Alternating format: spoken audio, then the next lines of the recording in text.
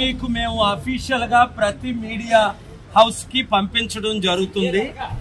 ఇప్పుడే నేను deputy chief election commission Sharma గారితో ఫోన్ లో మాట్లాడాను. నా మిత్రులు ఆయన ఢాకా బంగ్లాదేశ్ లో ఉన్నారు.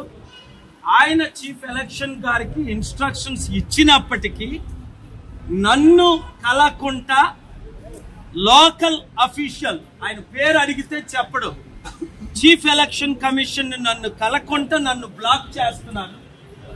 ఇంతకంటే అవినీతి పట్టపగలు ఎక్కడైనా ఉంటుందా? నేను ప్రజాశాంతి పార్టీ ప్రెసిడెంట్ ని.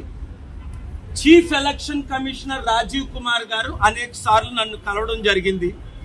ఎంటైర్ ఎలక్షన్ కమిషన్ నన్ను కలవడం జరిగింది. మరి నేను ఇస్తున్న కంప్లైంట్ లో తప్పే ఉంది?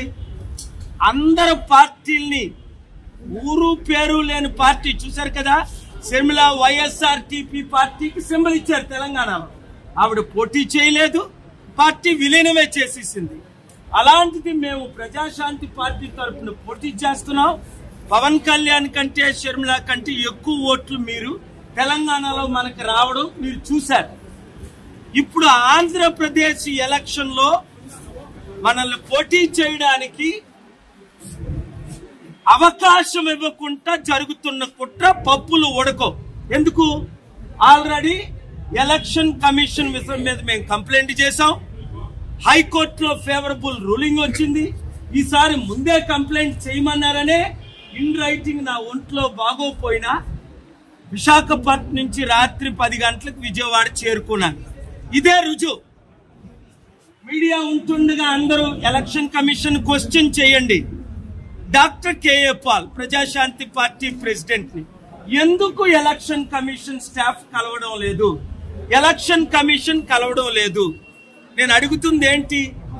మాకు ఎలక్షన్స్ మార్చిలో వద్దు, లాస్ట్ ఫేజ్ లో పెట్టండి, చివరి ఫేజ్ లో. తప్ప కోవిడ్ ఎక్కువ అవుతుంది. 10th ఇంటర్మీడియట్ ఎగ్జామ్స్ తర్వాత, డిగ్రీ ఎగ్జామ్స్ తర్వాత పెట్టండి. 2, 3 ఎలక్షన్ అయిపోగానే 40 రోజులు లాస్ట్ టైం ఉన్నట్టు కౌంటింగ్ కి టైం ఇవ్వకుండా ఎలక్షన్ అవ్వగానే ఓట్లు లెక్కించండి. ఈ 3 డిమాండ్లు నేను చేస్తున్నాను. ఇందులో తప్పని ఎవరైనా పట్టగలరా? చెప్పగలరా? చూసుకోండి. 2 కులాలే నడుపుతాయట మనల్ని. అందుకనే పవన్ కళ్యాణ్ చంద్రబాబు నాయుడుతో ఉంటే పర్వాలేదు, welcome. Chief election commission welcome. అంటే వాళ్ళు ఏం చెప్తే అదే జరుగుతుంది అనమాట. ఇది 2 కులాలైనా నడిపేది మనల్ని? 2 కుటుంబాలైనా మనల్ని నడిపేది? అర్థం చేసుకోండి. నా పోరాటం ఎప్పుడు ఆగదు. ఈసారి మనం గెలిచి తీరుతాం. కోర్టులో కేసు వేయడం జరిగింది, ఆర్గ్యుమెంట్స్ వినిపిస్తారు. ఇప్పుడే ఈ హోటల్లోనే నేను ధర్నా ఆరంభిస్తాను.